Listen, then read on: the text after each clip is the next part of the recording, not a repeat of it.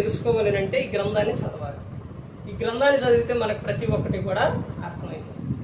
గర్వం వలన చాలా ప్రమాదం అండి. గర్వం వలన చాలా ప్రమాదం. నువ్వు గర్వంగా ఉంటే ఎవరో నీ మాట వినరు.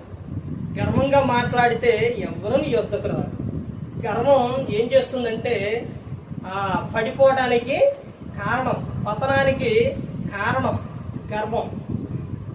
గర్వంగా మాట్లాడటం, నాకేంటిలే అంటాం, అది నాకేంటిలే, నేనే గొప్ప, నాకెంతో ఉంది అనే గర్వం అనేది రాకూడదండి.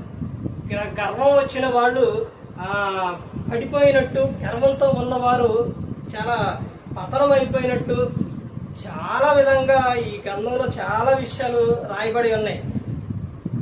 గర్వంతో ముందుకు వెళ్ళిన వారు, గర్వంతో పనులు చేసిన వారు, వారు ముందు కాలాల్లో చాలా బాధాకరమైన విధానానికి వెళ్ళిపోయిన వారు చాలా మంది ఉన్నారు ఈ గ్రంథంలో.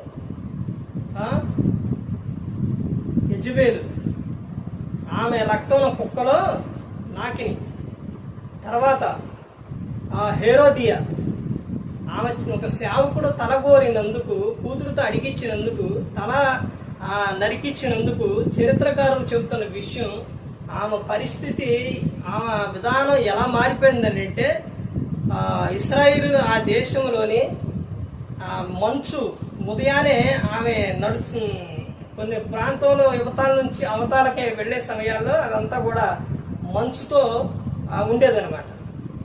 మంచుతో నిండిపోయినప్పుడు దాని మీద వెళుతూ నడుస్తూ వెళుతుంటే ఆమె చెప్పులు కొంచెం ఇలా ఎత్తుగా ఉండేవి అన్నమాట.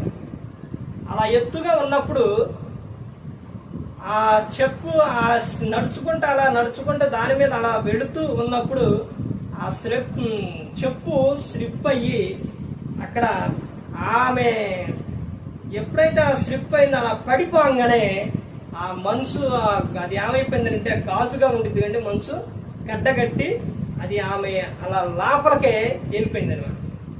అలా వెళ్ళిపోయి అలా వెళుతూ ఉన్నప్పుడు మెడ వరకి అక్కడ అలా కూరుకు లోపలికి వెళ్ళిపోయేటప్పుడు ఈ మెడ వరకి కట్ అయిపోయింది. లోపలికి కింద భాగం లోపలికి వెళ్ళిపోయింది, ఈ మెడకాయ మాత్రం తిరిగిపోయింది. చూశారండి, కారణం ఏంటనుకున్నారు? సేవకుడు తలను ఆమె ఏం చేసింది? నరికించేసింది.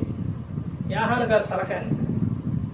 ఎంత గర్వంతో ఉన్న ఆమె తల ఏమైపోయింది? తగ్గిపోయింది.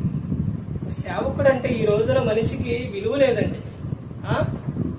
మనం చేసే ప్రతి ఒక్కటే దేవుడు చెబుతున్నారు, మనుషుడా నువ్వేదైతే విత్తుతువో ఆ పంటనే నువ్వు కోస్తావు. ఇలా ఎంతో మంది గర్వంతో ఉన్నవారు ఎంతో మంది పతనమైపోయారు, చాలా విధంగా ఇదైపోయారు. గర్వం అనేది చాలా ప్రమాదకరం అండి. తండ్రి మీద తిరగబడ్డ అబషాలోము ఏమైపోయాడండి? భయంకరంగా చనిపోయాడు.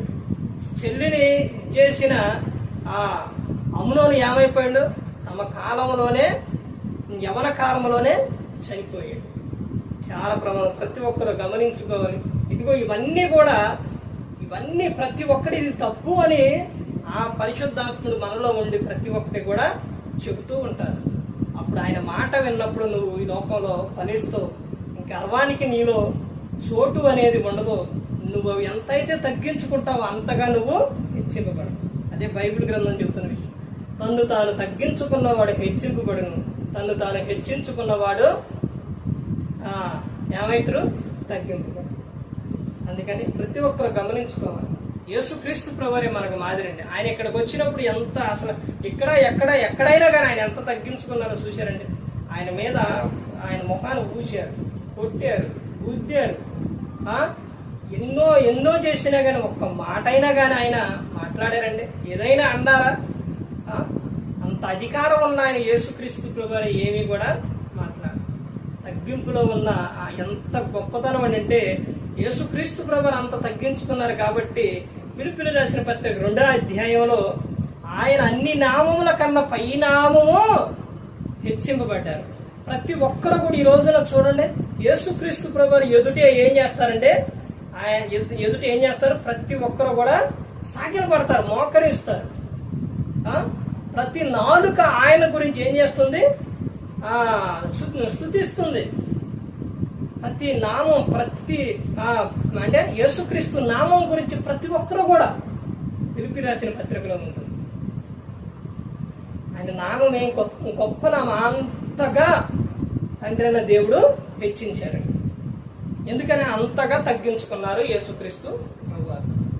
అందుకని ప్రతి ఒక్కరు గమనించుకొని ఎవరు నశించే నరకానికి వెళ్ళిపోకూడదు.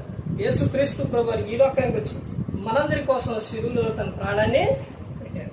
ప్రతి ఒక్కరు కూడా దేవుని యందు భయభక్తులు కలిగి పరిశుద్ధాత్మ మాడి హృదయశుద్ధిని కాపాడుకుంటూ క్రీస్తుని కూడా నడుచుకున్నప్పుడు లోకం విడిచినప్పుడు పరలోకానికి చేరుకుంటారు. మరి ఈ విధంగా నిలబెట్టి మాట్లాడించిన తండ్రి అయిన దేవునికి కృతజ్ఞతాస్తుతులు చెల్లిస్తూ ఇంతవరకు శ్రద్ధగా మీకు ప్రభు పేట నా హృదయపూర్వకంగా చెల్లిస్తే మాటలు ముగిస్తున్న అందరికీ వందనాలు.